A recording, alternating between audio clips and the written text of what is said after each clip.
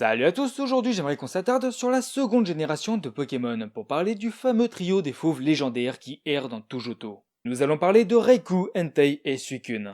Avant cela, nous allons faire un petit tour en arrière. En 2001, sortis alors en Europe les jeux Pokémon Or et Argent qui marqueront alors le début de la deuxième génération en incarnant l'os pour voyager dans tout Johto. Mais comme tout jeu Pokémon, cette version possède son fameux trio de légendaires qui là seront les trois fauves. Lors de votre partie, vous arriverez dans le petit village de Rosalia. Là se trouve la tour cendrée qui a été victime d'un incendie il y a très longtemps. Mais en allant faire un tour au sous-sol, vous tombez sur trois Pokémon mystérieux qui vont s'enfuir en votre présence au lieu de vous affronter, puis errer dans tout Johto sans chercher l'affrontement avec vous. Et du coup, il y a deux questions qui se posent. Qu'est-ce qu'ils faisaient dans la tour cendrée et surtout, qui sont-ils? La légende raconte qu'il y a près de 700 ans, deux grandes tours furent construites. La tour ferraille où résidait le légendaire Ho-Oh, puis la tour de cuivre qui était le perchoir d'origine de Lugia avant qu'un événement l'oblige à fuir pour se retrancher dans les tourbilles.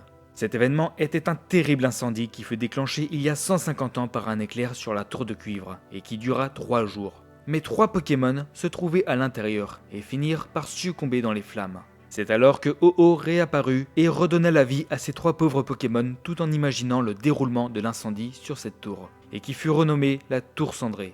Elle fut d'abord frappée par un éclair. Alors, il créa Raikou. Le feu a dévoré le bois du bâtiment. Il créa Entei. Et les flammes furent éteintes par le vent glacial du nord, donnant alors Suicune. Maintenant, avant d'aborder les théories, j'aimerais qu'on parle un petit peu plus de ces légendaires et surtout de leur inspiration. Nous allons débuter avec Raikou, semblable à un Smilodon, un tigre à dents de sabre pour les incultes. Il est le Pokémon de la foudre et le plus fougueux des trois. Pour la traduction des noms, c'est pas sûr à 100% je précise, mais Rei signifierait la foudre ou le tonnerre, et Ku serait le seigneur ou imploré. Il est inspiré du Raijin, un yokai représentant un loup qui manie les éclairs, et d'après le Pokédex de la 4ème génération, Raikou tirerait ses éclairs par le dos, et sur son dos se trouve un voile violet qui représente en fait un Cumulonimbus, qui est en fait un nuage géant pouvant donner des orages. Ensuite, Entei. Sous sa forme de lion, ce Pokémon de feu fait entrer les volcans en éruption lorsqu'il rugit. D'ailleurs, sa tête est en forme de volcan et a comme une éruption jaune en forme de flamme sur le sommet. Le rouge du magma est visible sur le côté de son visage. Il y a une fumée volcanique à l'arrière et 2 montagnes hérissées sur le dos. Il est le plus brave et son design est inspiré de 2 choses. La première serait le démon chinois que l'on appelle Akagashira, le chef rouge. Mais il est surtout inspiré par ce que l'on appelle les chiens de fou, ou bien les lions de fou, qui sont les gardiens de lieux sacrés comme les temples. Pour son nom, Entei pourrait se traduire avec An pour flamme et Tei soit pour Kotei qui serait empereur, soit pour Tei qui viendrait du mot majesté. Puis enfin le plus sage qui est Suicune. Semblable à une panthère, il représente la pureté et la paix. Suicune fait penser à Fujin, le dieu du vent Shinto qui porte une peau de léopard. Petite précision, une panthère c'est la même chose qu'un léopard. Mais du fait qu'il soit associé au vent et à l'eau, on peut également penser qu'il est inspiré d'Anitung Tabu, déesse des vents et des pluies dans la mythologie philippine. Concernant son nom, nous avons Sui qui définit l'eau, ainsi que Kun qui serait monarque.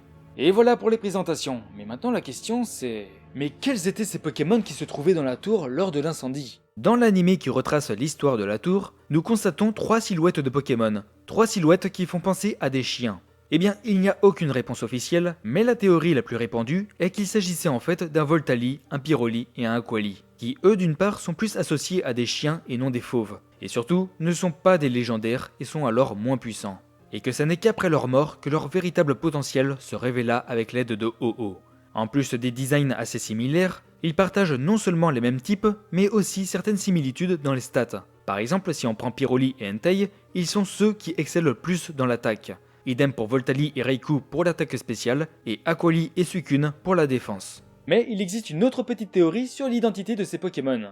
Et si ça n'était ni un Pyroli, un Aquali et un Voltali, mais tout simplement ce qu'il y a avant, c'est-à-dire 3 Evoli.